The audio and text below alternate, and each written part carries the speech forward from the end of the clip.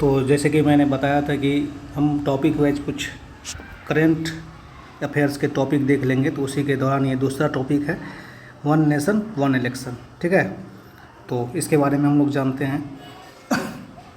तो मैं यहाँ से जानना चाहता हूँ आपको कि वन नेशन और वन इलेक्शन ये क्या चीज़ है और क्या ये पहली बार आया है और इसकी ज़रूरत क्या पड़ गई।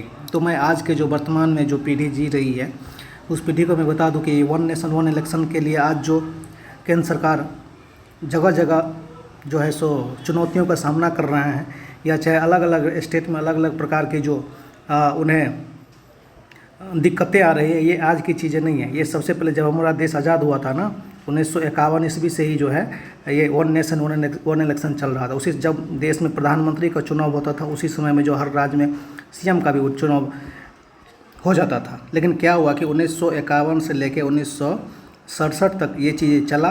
1967 के बाद भारत की राजनीतिक परिदृश्य में जो है उथल पुथल हुई, जिसके कारण कई राज्यों में 1967 के बाद जो है कई राज्यों में सरकार गिरना समय से पहले ही चालू हो गई। मान के चलिए बिहार में उस समय में सब सरकार गिर गई। ठीक है, तो 5 साल से पहले ही सरकार गिर गई तो उसको तो फिर तो 6 महीने के अंदर चुनाव करवाना पड़ेगा। तो वो उसका अलग कार्यकाल हो गया, अलग कार्यकाल हो गया, इस प्रकार से बिछड़ते गया।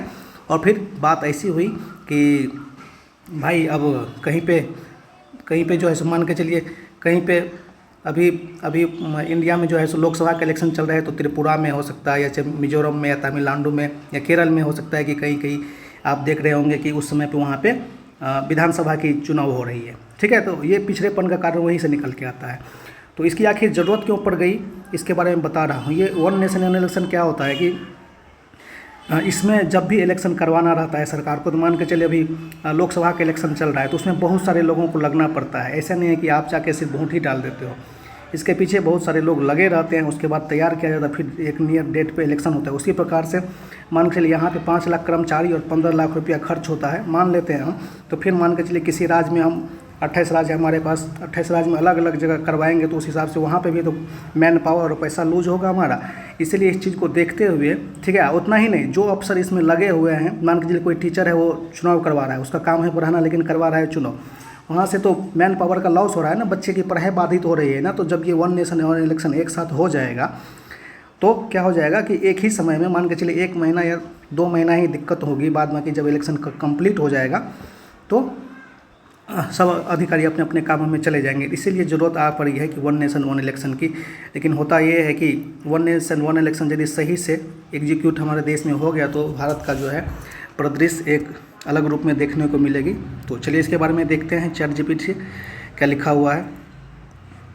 हाँ, तो सभी राज्यों का लोकसभा का चुनाव, सभी राज्यों का लोकसभा, सभी राज्यों के विधानसभा का चुनाव, इसके साथ साथ जब ये दोनों चुनाव हो जाएगा तो इसके साथ साथ शायद हाँ 100 दिन के अंदर जो है ना स्थानीय जो चुनाव होते हैं, जैसे कि अब पंचायती राज संस्था का जो चुनाव होता है उसको भी जो है करवा लेंगे विदिन 100 दिन के अंदर। तो ये तीनों चुनाव हो जाएंगे तो वहाँ से पैसे बच जाएंगे। तो देखिए इसके एडवांटेज बता रहा है कि पैसे और संसाधन की बचत, बार बार चुनाव कराने में वही बात जो मैंने बताया है, प्रशासन पर कम बोझ पड़ेगा, पुलिस, शिक्षक और अन्य सरकारी कर्मचारी को बार बार ड्यूटी से हटाया नहीं जा सकेगा, नीतिगत रुकावटें खत्म हो जाएंगी। मतलब आचार संहिता जो लगता है जिसमें बहुत सारे काम रुक जाते हैं, कार्य बाधित हो जाते हैं, विकास कार्य वगैरह, तो इसमें दिक्कत नहीं होगा।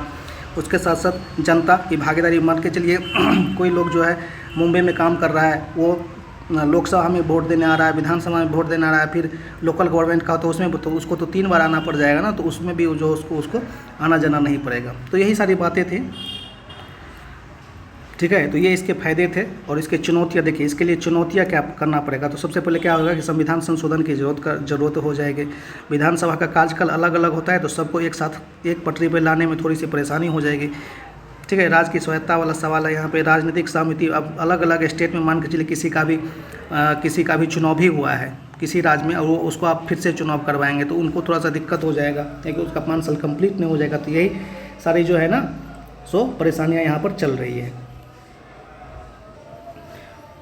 इस चीज़ को लागू करने के लिए हमारे देश में एक नीति एक जो है उच्च स्तरीय समिति बनाई गई थी, ठीक है ना, उच्च स्तरीय समिति जिसके अध्यक्ष कर रहे थे रामनाथ कोविंद, और ये बनाई गई थी 2023 ईस्वी में। और उस नीति का नाम था वन नेशन वन इलेक्शन, ठीक है ना। तो अभी जो वन नेशन वन इलेक्शन बात है, ये भारत सरकार की दूरदर्शी सोच है जो ग्राउंड लेवल पर उतरने की बात हो रही है। और ये जो है ये समिति अपना रिपोर्ट भी दे दी है। अब सरकार इस चीज़ को जो है ना एग्जीक्यूट करने के मूड में आ चुकी है, आने लगी है। तो वन नेशन एक दूरदर्शी विचार है जो देश की चुनावी प्रक्रिया को सरल, सस्ता और कुशल बना सके। लेकिन इसे लागू करने से कई संवैधानिक संशोधन करना पड़ जाएगा, बहुत सारी बाधाओं को जो है ना इससे हटाना पड़ेगा, ठीक है। और इसकी सफलता से संविधान और मजबूत जो है यहाँ पर हो जाएगा और लोगों को भी परेशानी यहाँ पर नहीं होगी। तो ये थी हमारी वन नेशन वन इलेक्शन की कॉन्सेप्ट। तो जुड़े रहिए, और अगला आप किस टॉपिक पर वीडियो चाहते हैं आप बताइए, और ख़ुद से भी आप इसको जो है देख सकते हैं, आप डाउनलोड कर सकते हैं चैट जीपीटी, और चैट जीपीटी में ईच एंड एवरीथिंग आप वहाँ से तैयारी कर सकते हैं करंट अफेयर्स का। और रही बात मेरी, तो मैं तो आपको थोड़ा बहुत गाइड करता ही रहूँगा। तो चैनल पर नए हैं तो इस चैनल को सब्सक्राइब कर लीजिए, चाहे आप किसी भी एग्ज़ाम की तैयारी कर रहे हो, यहाँ आपको मदद मिलनी तो तय ही है। तो मिलते हैं नेक्स्ट एपिसोड के साथ, तब तक जय हिंद।